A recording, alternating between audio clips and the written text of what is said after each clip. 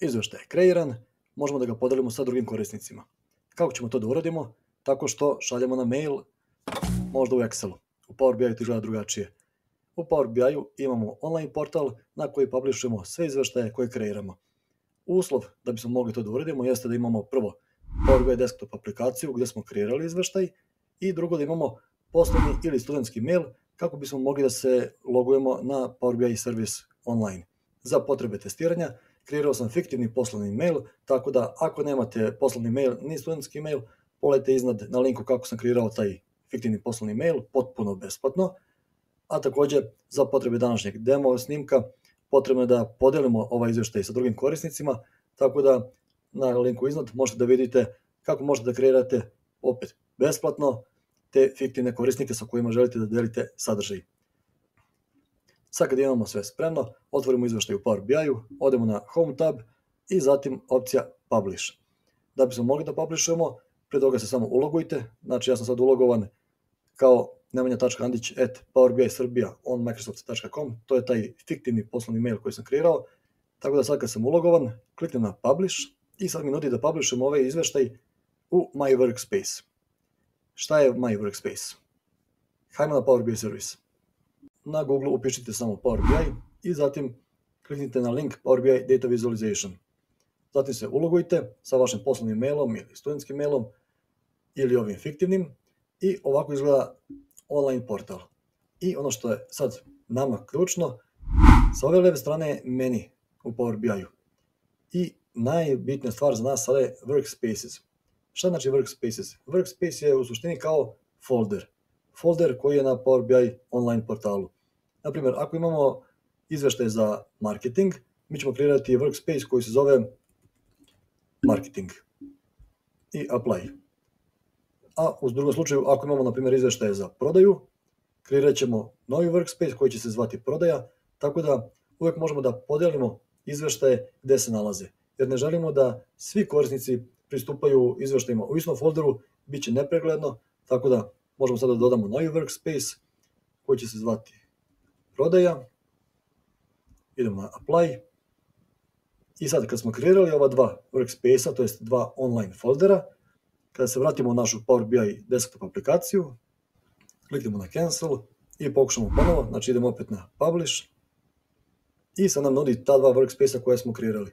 Pošto izveštaj koji sad imamo analiza prodaje, selektovat ćemo workspace prodaja i zatim kliknuti na select. Sada se publishuje ovaj izveštaj online i dobit ćemo informaciju kada bude gotov proces. Što je u roku od par sekundi. To je to, gotovo je. Imamo sad taj link da pristupimo direktno izveštaju. Odemo sad na portal ponovo da se uverimo. I sad kad pogledam workspace prodaja, prazan je, nema ništa i evo ga.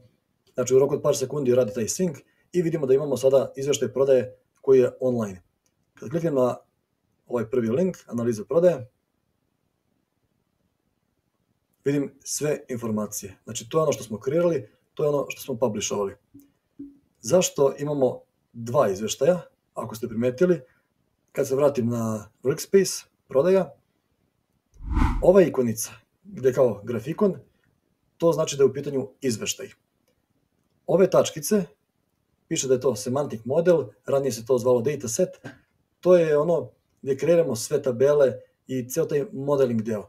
Tako da, ono što je najbolja praksa, kad budete kreirali novi izveštaj, nemojte da kreirate sve od nule, nego, pošto već imamo ovaj dataset koji je publishovan online, kad budete kreirali novi izveštaj i zatim ne želim da kreiramo sve iz početka, već odemo na Get Data, Power BI Semantic Models,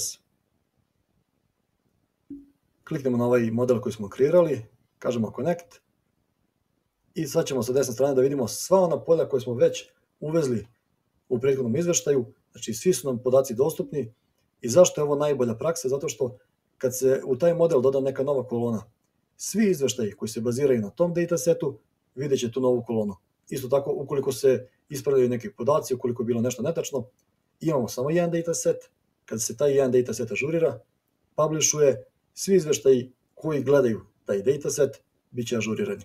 Ali sad da se vratimo na temu, kako da delimo izveštaj sa drugim korisnicima.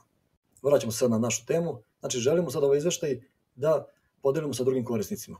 Kako se to radi? Postoji par načina kako možemo da delimo naše izveštaje sa drugim korisnicima. Danas ćemo da pokrijemo osnovnu opciju, a to je kada smo u našem workspace-u, postoji ovde opcija Manage Access. Kada kliknemo na Manage Access, ima opcija Add People or Groups. Kliknemo tu i, na primjer, ako upišem Milica, kada odaberemo Milicu, imamo opciju ovde gde biramo koja prava želimo da dodelimo. Ako kažemo Viewer, to znači da će Milica samo moći da vidi izveštaj, ali neće moći da ga menja, neće moći da kreira nove izveštaje. Ono što ostaje jeste cijela funkcionalnost Power BI-a, znači svi izveštaji će biti interaktivni, gde god da klikne to će da funkcioniše, ali znači nema mogućnosti da menja bilo šta na ovom workspace-u kao što je izmena ili dodavanje novog izveštaja. Za razliku od Viewera imamo Contributor i Member koji su slični, Member ima više permisije, ali poenta je da ove dve role imaju mogućnost da kreiraju izveštaje i da ih menjaju. I na kraju imamo admin prava. Ako nekom korisniku damo admin prava, taj korisnik će moći da i dodaje nove korisnike i da briše postojeće korisnike iz workspace-a. U ovom slučaju reći ćemo da je Milica contributor i ovaj korak ponavljamo i za druge korisnike koje imamo, ili ukoliko imamo grupu, kao što smo videli, možemo da asagnujemo grupu na ovaj workspace, tako da svi korisnici koji se nalaze u toj grupi imaće pristup ovom workspace-u. Hajde da provjerimo kako to izgleda. Sada ćemo se ulogovati kao Milica. Otvorio sam inkognito prozor koji ne pamti nikakve usere i šifre. Na Google upišem Power BI, kliknem na Power BI Data Visualization i zatim odem na Sign In. Upišem mail, Milica Jović, Power BI Srbija on microsoft.com. Upišem šifru za Milicu. Da proverimo, znači idemo u gornji desni ugao gde piše ikonica, kaže Account Manager for Milica Jović. To je taj mail koji smo generisali i da vidimo šta Milica može da vidi. Kad ode na workspace, vidjet će samo jedan workspace, a to je prodaja. Znači, iako smo mi kreirali dva workspace-a, prodaju i marketing, mi smo dali Milici prava da vidi samo workspace prodaja.